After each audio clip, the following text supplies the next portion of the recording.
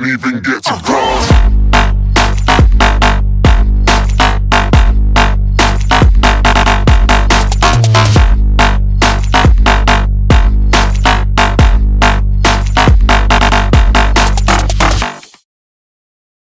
Buongiornissimo raga, prima che mi dimentichi volevo spammare un attimo il mio canale Twitch che trovate in descrizione e se riesco ve lo metto anche qui da qualche parte, perché sono sbarcato pure su Twitch e faccio streaming tutti i giorni dalle 18 alle 20 circa. Insomma, se vi va di venirmi a trovare, trattiamo argomenti molto interessanti, tipo guardiamo un po' di video di snowboard e li commentiamo.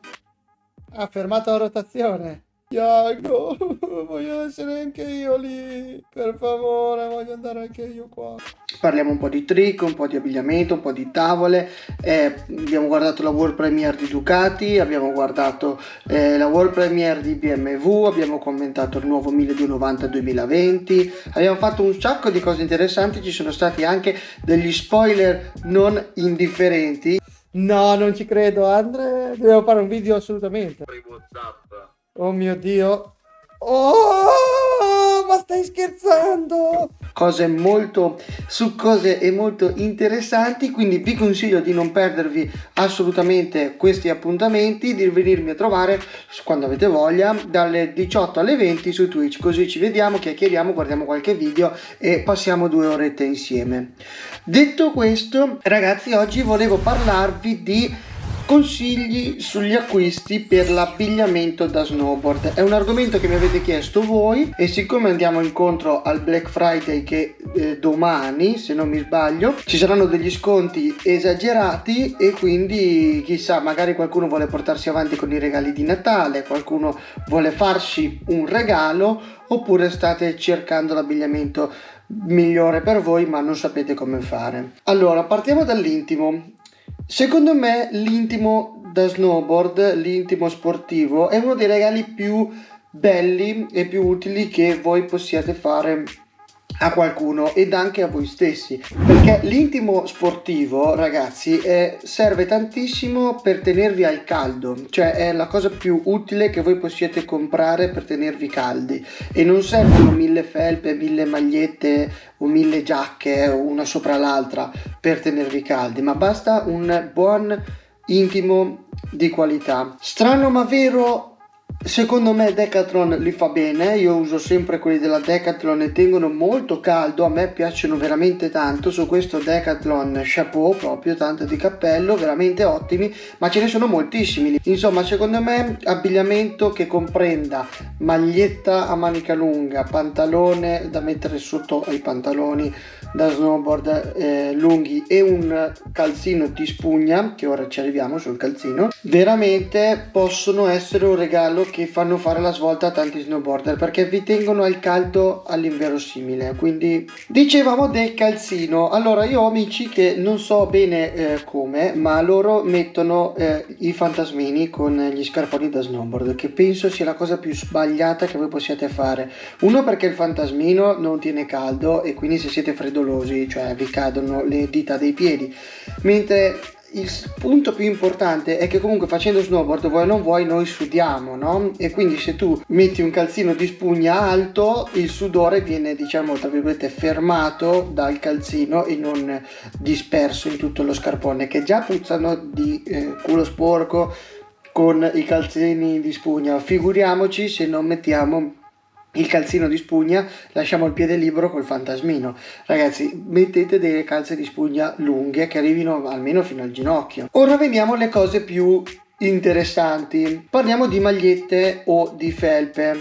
Allora, qui non credo che sia necessario avere abbigliamento tecnico sportivo da snowboard. Io di solito faccio così, metto l'abbigliamento sportivo tecnico sotto, sopra metto una maglietta a maniche corte, sopra una felpa a girocollo normale e sopra il giubbino. Questo perché? Uno, perché le girocollo non hanno il cappuccio e quindi siamo molto più liberi nei movimenti, il cappuccio non si imbomba di acqua, non si riempie di neve e secondo me sono molto più comode le felpe girocollo. E due, perché non avendo bisogno di mettermi 5 felpe, 7 magliette, 12 giubbini, sono molto meno vestito ma sono comunque caldo e ho molta più libertà nei movimenti, perché bisogna capire che in snowboard meno cose tu hai addosso e più tu sei libero di muoverti, quindi devi avere poche cose giuste addosso. Tipo una maglietta come questa messa sopra alla maglietta termica non serve a niente, è semplicemente estetica.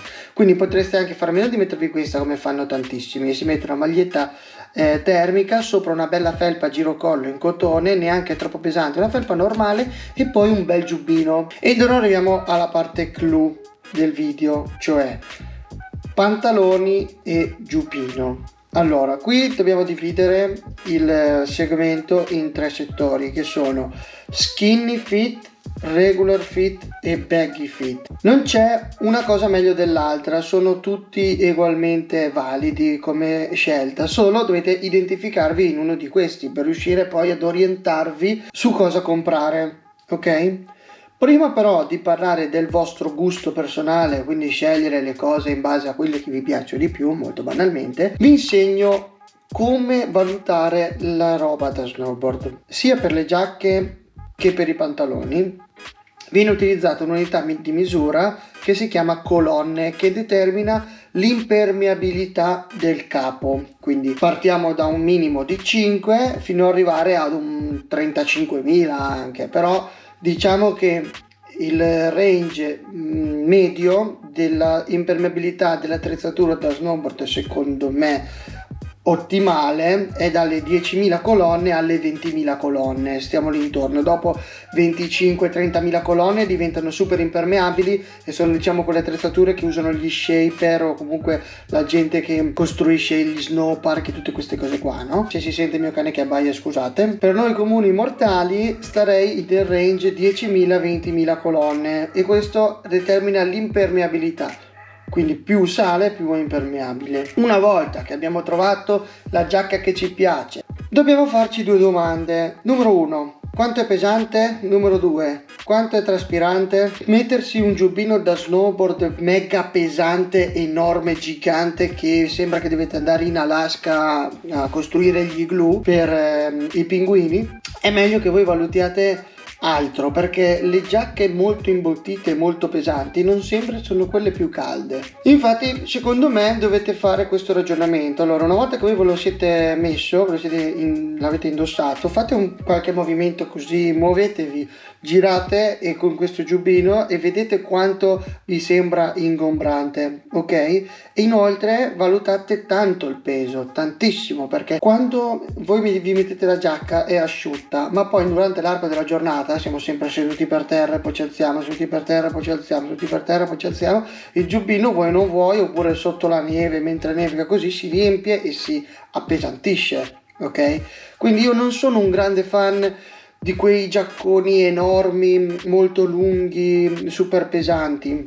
Meglio una giacca corta che magari arriva appena sotto la cintura, che però non sia troppo pesante proprio come materiali, ma che sia bella impermeabile e un pochino più leggera, così che se capita che nevichi, capita che cadete, capita qualsiasi cosa, il giubbino non si riempie di acqua e voi siete comunque al caldo, perché sotto la giacca avete messo l'abbigliamento sportivo corretto, quindi che vi mantiene al caldo.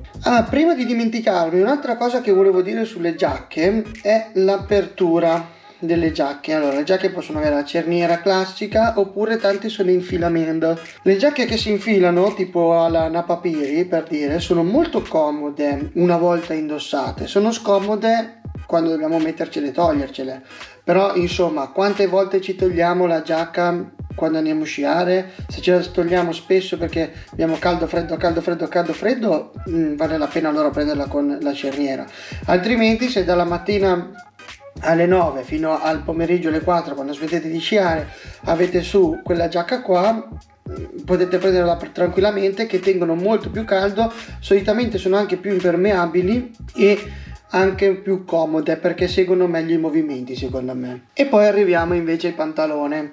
Allora, da qualche anno a questa parte io sono diventato un fan sfegatato delle salopette, cioè io penso che non metterò mai più un paio di pantaloni da snowboard perché la salopette ha una comodità esagerata, a parte che vi tiene 10 volte il caldo che vi può tenere una qualsiasi felpa, maglietta, eccetera eccetera, ma poi vi dimenticate la neve nel culo, vi dimenticate la neve nella schiena, vi dimenticate di riempirvi di neve, avete tasche in più in cui potete mettere fazzoletti, lo ski pass, eccetera eccetera.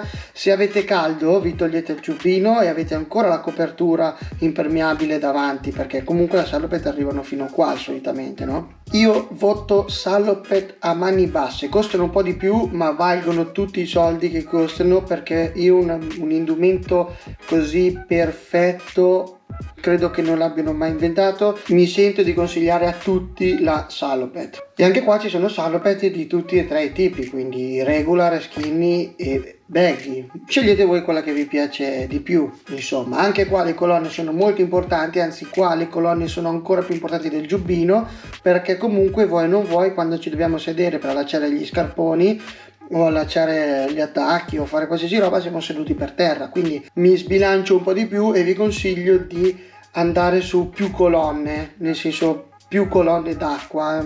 Se siete stati su 10.000 per la giacca, che va benissimo, potete andare su 15-20.000 per la salopette o i pantaloni da snowboard, perché quelli sono molto più soggetti al rischio imbrombamento, diciamo. La registrazione, raga, sta diventando più lunga del previsto, quindi per quanto riguarda gli accessori ne parliamo un altro giorno. Farò un video a parte dove parleremo di guanti, casco, maschera, parafaccia, mascherina, chi più ne ha più ne metta, insomma cuffie sotto al casco, sopra il casco, tutte quelle robe lì, ne parleremo in un altro video.